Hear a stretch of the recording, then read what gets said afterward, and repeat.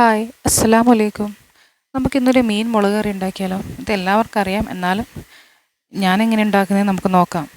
അതിനായി ഞാനിവിടെ ഒരു വെല്ലുള്ളി, അതേപോലെ ഒരു തക്കാളി, 3-4 പച്ചമുളകും, കുറച്ച് കറിവേപ്പിലയും ഇഞ്ചിയും വെളുത്തുള്ളി പേസ്റ്റും എടുത്തിട്ടുണ്ട്.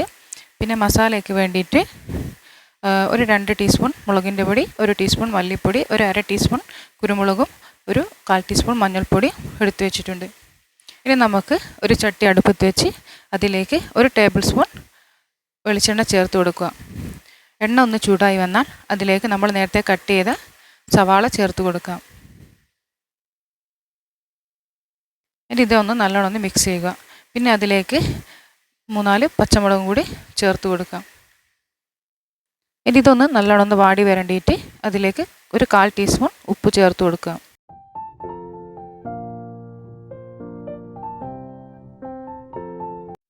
പിന്നീട് നല്ലോണം മിക്സ് ചെയ്യുക.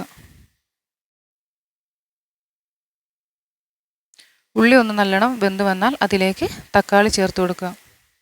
ഉള്ളി നല്ലോണം വാടിയാൽ മാത്രമേ തക്കാളി ഇടാൻ പാടുള്ളൂ, ഇല്ലെങ്കിൽ ഉള്ളി വേവില്ല. അപ്പം തക്കാളി കൂടി ചേർത്ത് നല്ലോണം മിക്സ് ചെയ്യുക. ഇനി നമുക്കിതിലേക്ക് ഇഞ്ചി വെളുത്തുള്ളി പേസ്റ്റും അതേപോലെ കറിവേപ്പിലയും കൂടി ചേർത്ത് കൊടുത്ത് നല്ലോണം മിക്സ് ചെയ്യുക. ഇനി ഇത് നല്ലോണം അതിലേക്ക് അലിഞ്ഞ് വരണം, ഈ എണ്ണയിലേക്ക്.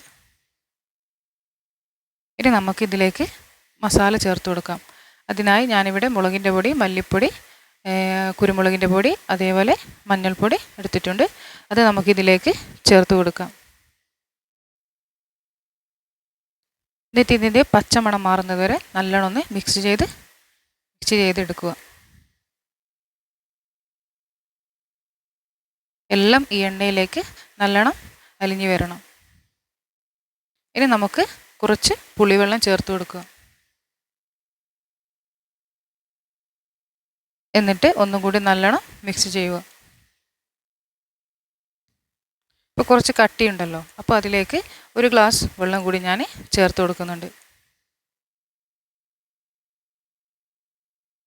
ഇനി ഇതിലേക്ക് ആവശ്യത്തിന് ഉപ്പും കൂടി ചേർത്ത് ഇതൊന്ന് തിളച്ച് വരുന്നവരെ നമുക്ക് മൂടി വെക്കാം.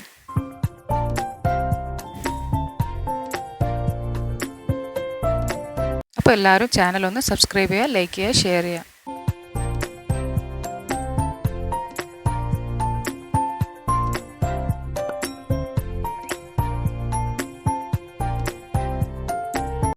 മൂടി വെച്ച് വേവിച്ചാൽ കറി വേഗം നല്ലോണം തിളച്ച് വരും. അതിനാണ് മൂടി വെച്ച് വേവിക്കുന്നത്. അപ്പോൾ ഇപ്പം നല്ലോണം തിളച്ച് വന്നിട്ടുണ്ട്.